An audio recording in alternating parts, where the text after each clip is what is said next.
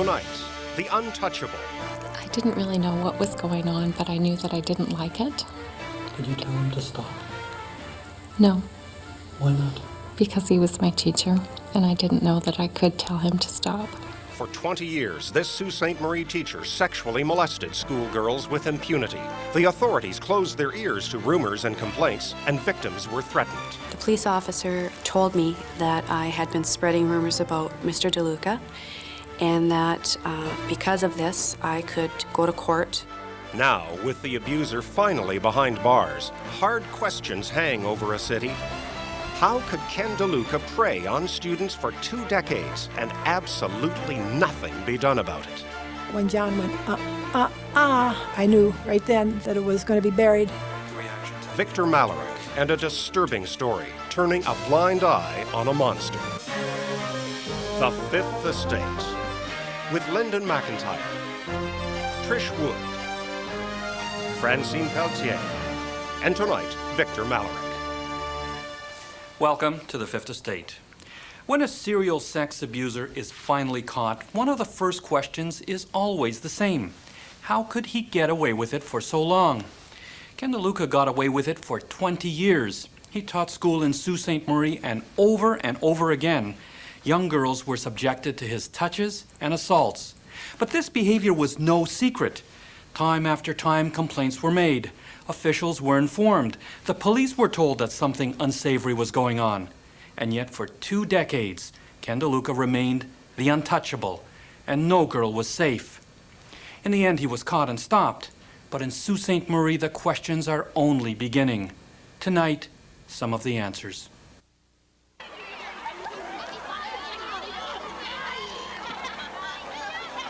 He would start to just hug me, and I really didn't even think too much of that until he started kissing me on the lips.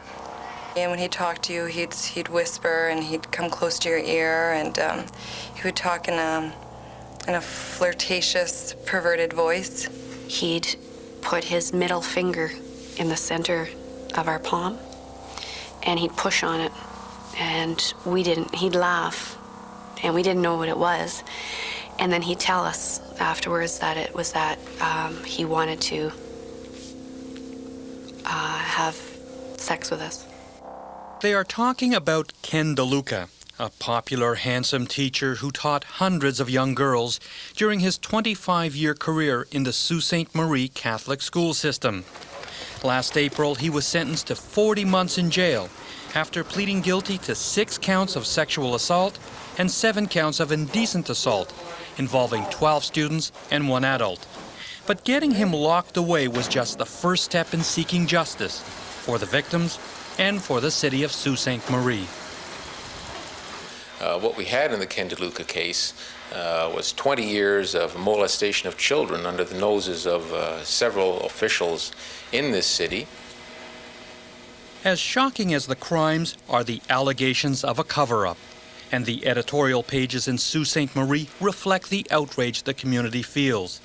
Robert Roth, managing editor of the weekly Sioux This Week, wants to know how Ken Deluca got away with it for so long. Teachers knew about it. Principals were told about it, were given complaints by students. Board officials received complaints. Even police officers received complaints. And yet over this 20-year period, this man was allowed to run rampant through our school system, molesting children. We want to know how that happened. We haven't been given an answer. Sault Ste. Marie, Ontario, on the northeast shore of Lake Superior. It's a city with a large Catholic community, swelled by a wave of Italian immigration in the early 1900s. They are faithful churchgoers and big supporters of the Catholic school system, and they have always held teachers in especially high esteem. But today, the shocking revelations of the Deluca affair are testing that faith. It was at these Catholic schools that Ken Deluca sought out students as young as 10 for his perverted pleasures. A court order prevents us from revealing this woman's identity. But when she was a 12-year-old student in Deluca's grade 7 class, she was assaulted by him repeatedly. Deluca's manipulative advances are typical of sexual predators. He told me that he was the only person that cared about me, that my mother didn't care about me, my father didn't care about me, and he was the only person that did care about me. He would kiss me on the forehead and give me more of a paternal hug. And when did these paternal hugs turn into something more? Early in the school year, when he would start to French kiss, and then he would begin to, during class, he would undo my brassiere, and he would rub himself up against my shoulder or my back. What was going through your mind at this time? You're 11 years old. I didn't really know what was going on, but I knew that I didn't like it. Did you tell him to stop? No, Why not?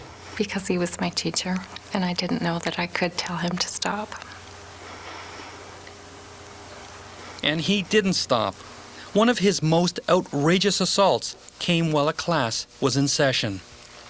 He told everybody in the class that we were going to have a verbal quiz, and that if anybody turned around, they'd automatically get 0 out of 10 on the test.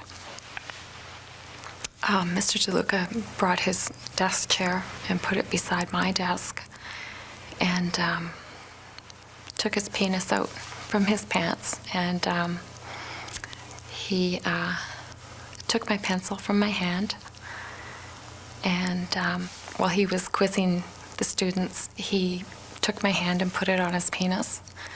And for the length of the test, which was, it seemed like forever, but it was probably about 10 minutes long. And at the end of the test, he gave me 10 out of 10, but I'd never taken the test. Deluca's advances became even more aggressive. Soon he was pressuring the 12-year-old to have sex. The more she resisted, the more he threatened. She was so afraid that one day she passed a note to a classmate, but it was intercepted and given to school principal, Don White. He called her mother and showed her the note. But when she heard her daughter's story, she was confused and upset. A meeting was called with Don White and Ken Deluca. What happened next shocked the family.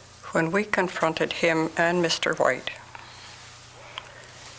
he told us that if we proceeded with a lawsuit, that to keep in mind that his union had more money than we did. This was a threat. It was a threat. And he also told us that he'd sue us for slander if we continued the rumors. The principal is sitting there. What does he say? He backed Mr. Deluca up. He totally supported Mr. Deluca. Next, they spoke to the Superintendent of Education, Fred Mills, and another board official, John Camilletti. It was the same thing over again. We were told if we wanted to sue or proceeded with a lawsuit that to keep in mind that they also had more money than we did. Unsure where to turn, they told their neighbor, a police officer, about what had happened. Your husband goes to the police. They told him it was not a good thing to go ahead with a suit as it would hurt my daughter. What happened in the end to you in that school? My parents were told that I would have to be taken out of the separate school system. And actually, I was taken out that very day. You're the victim, and you're kicked out of the entire separate school board system. Did you feel that you had done something wrong? Definitely. I told. After she was expelled, more allegations surfaced. Other parents complained to Principal Don White. And a year later, Ken Deluca was quietly transferred to another school, St. Teresa's. By 1974, the superintendent of schools for the Catholic Board, Fred Mills, had heard numerous complaints. He wrote this letter after meeting with Deluca and 2 lawyers. I can only repeat what I stated in your presence and the presence of the 2 lawyers. If the accusations were entirely lies, then I suggest that you endeavor to ask yourself why should such statements be made about you. I recommend that you refrain from touching students or from treating them in a rough manner. Amen. Karen Petkovich first heard about Ken Deluca in 1976 when her daughter was transferred to St. Teresa's. Fred Mills was a colleague, and he gave her this warning. He said, I'm having trouble with Deluca. And he said, without frightening your daughter, he said, just kind of put her wise, and if you hear anything, let me know. In 1977, she did hear something. She was employed by the board running its night school program. One night, she and a co-worker attended a board function and bumped into Deluca. He offered to give her colleague a ride home. The next morning, she came into work, irate and upset, and she said that blank Deluca, she said he wouldn't let me out of the car. He half near raped me. He wouldn't let me out of the car. I had to kiss him to let me go. So I called Mr. Mills. But of course, it was his word against hers, and you couldn't prove it. It was the issue of not being able to prove anything. That same year, this woman was a 12-year-old student at St. Teresa's. Deluca was one of her teachers. She saw him molesting some of her classmates, and then he assaulted her. He asked me to go into the classroom to show me something. And because there was a lot of people in the halls and walking around, I went in. And when I went into the room, he closed the door, and he kissed me on the mouth and put his hand down my top. What did you do? I was stunned at first. I was in shock. And at that time, when I had asked him to stop, "What are you doing? Stop." Two boys that I had gone to the basketball game with came to the door and knocked on the door and startled Deluca, and I went out. I went home that night, and of course I was very upset by it. I went to bed, and I was crying. My mother heard me crying. And she came into the bedroom. She asked me why I was crying, and I wouldn't tell her at first. And she stayed in bed with me until I told her. Her mother was furious, and her father took action. And that same day, after school, my father went to the school, and outside in the parking lot when the principal was leaving, because my father didn't want to make a scene, he told the principal, he told Barone that if Deluca came near me, he would kill Barone, not Deluca. He would kill him. Later that evening, her mother contacted a teacher friend who agreed to talk to the principal, Gary Barone. And what did the teacher tell your family? Exactly the same thing that the principal had told my father earlier in the day, is that it's my word against his. I'd be the one that would get hurt. There's nothing they can do. You're better off just dropping it. But she wouldn't drop it. She started warning other girls not to be alone with Ken Deluca. But that backfired too. One of the girls she warned babysat for Deluca, and her father was a police officer.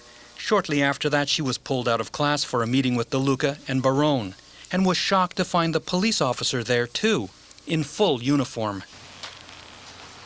The police officer told me that I had been spreading rumors about Mr. Deluca, and that because of this, I could go to court and there would be a lawsuit, and my parents would lose their house, and I would go to jail, and I'd never be able to go to school in the Sioux again. What's the principal doing at this time? Just standing there, very nervous. And he says nothing to the police officer? He says absolutely nothing. Did you tell your parents? No. Why not? Because I was going to go to jail.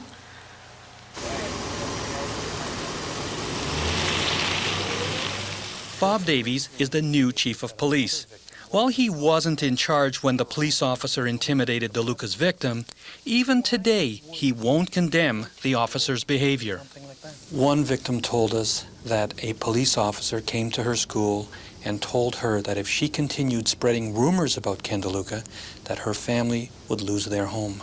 The officer gave us a general statement recently when we reinvestigated this matter, denying threatening anyone and making any threats about people losing their houses and that. But He was in uniform. What message does that send to an 11 or 12-year-old girl? I'm not here to condone or condemn what he did, to say whether or not it was right or wrong.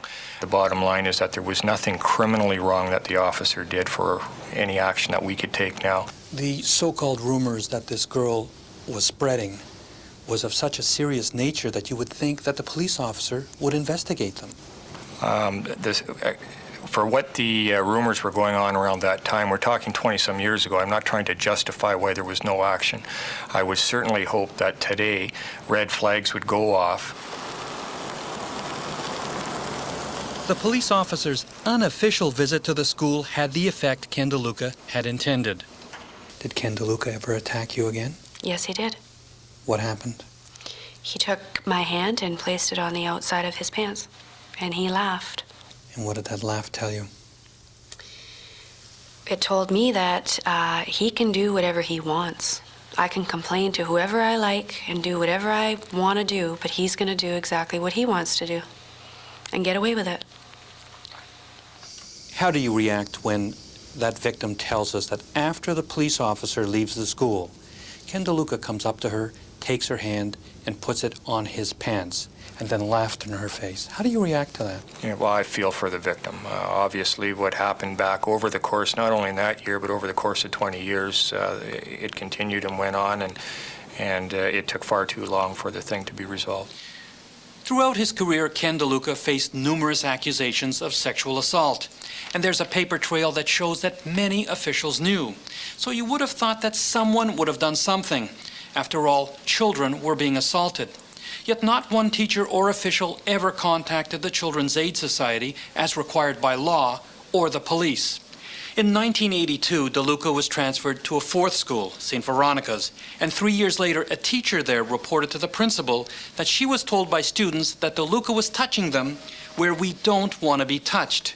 The principal, Ray Mask, reported to the board's two top officials, William Strook and John Camilletti, and was instructed to ask parents not to initiate any action until an investigation was done. The investigation concluded that nothing of a serious nature occurred. That same year, Ken Deluca was again transferred, unbelievably, to an all-girls high school, Mount St. Joseph, where his wife Irene was also a teacher.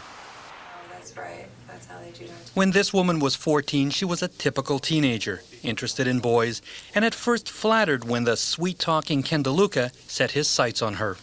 My locker was situated across from the teacher's room. So we developed a relationship in passing, and he would stop and he would try and get to know me. I didn't know what was going on or what I was feeling, but my feelings were getting stronger. And at that point, I decided that, you know, just for the sake of just doing something, I guess I was bored and being an immature adolescent, I picked up the telephone, I didn't talk, and I phoned and I just listened and hung up. What happened next is astonishing. Ken Deluca made a complaint to the police that the student was harassing him. I was phoned about a week, 2 weeks later by the Sault Ste. Marie police, and I was asked on the telephone to answer a few questions and told that I was being recorded. So he asked me, "Did you phone the Deluca's residence?" And I said yes. And he said, "Why?" And I told him I started crying, I could barely talk, and I said I had a crush on him. She was charged with harassment and even had to face a judge in youth court. In the end, at Deluca's request, the judge ordered her to write a letter of apology to the serial sexual abuser. What's amazing in this case is that another victim, a 14-year-old girl, was charged with harassing Ken Deluca. How did that happen? It was investigated based on the merit of the complaint and the evidence that presented itself. At no time during that investigation did any other side issues or reasons come out that would indicate there was another problem there. 2 years later, in 1989, when she enrolled in a night school course at St. Mary's College, she was appalled to find Ken Deluca was her teacher, and even more upset when he dressed her down. And I went out into the hallway, and he decided to scream at me about everything that had happened in the past in grade 9 with the charge and what I had done to his wife. Not what I'd done to him and his family, but what I had done just solely to his wife. Karen Petkovich, who had heard the complaints about Deluca 11 years earlier, was still running the night school program. The victim's mother came to see her because she wanted something done. So Karen reported the incident to her boss, John DeFazio, the superintendent of personnel. I said, everybody knows it. You hear it all over the place. I want him out of there. DeFazio told Karen to organize a meeting with Ken Deluca, his brother Wayne Deluca, who was a school board trustee, and Harvey Barsanti, the principal at St. Mary's. When she arrived at the school, Barsanti and Wayne Deluca told her to go see Ken in his office, and he would give her his resignation. But that's not what happened. I went in, and he kind of came toward me, and it kind of happened so fast. He came toward me, and he said, this is all a mistake, and I'm just friendly. I'm just this and that. And he kind of hunkered down with his thighs spread apart, and he just clomped onto me and started, rutting on me, as I said like a dog. What was your reaction? You're there to pick up his resignation, and he starts hitting on you. It was so fast. When he did it, and then there was a blank, and then this boom realization: if he'll do this to me, what is he doing to the kids? Karen left the room to compose herself, then returned to confront Deluca in front of his brother and Barsanti. And to my astonishment, he back into the chair with his foot stomped down. What makes you think I ever touched anyone but my wife, or some such words? And then I realized he wasn't going to admit anything. After the meeting, Karen knew something had to be done. The next day, she told her boss, John DeFazio, what had happened.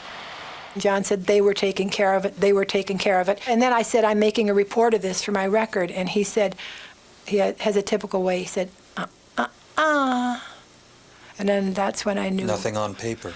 I knew right then that it was going to be buried. Ken Deluca did resign from the night school. Karen Petkovich demanded it. But unbelievably, board officials still took no action. And Deluca continued to teach at St. Mary's during the day.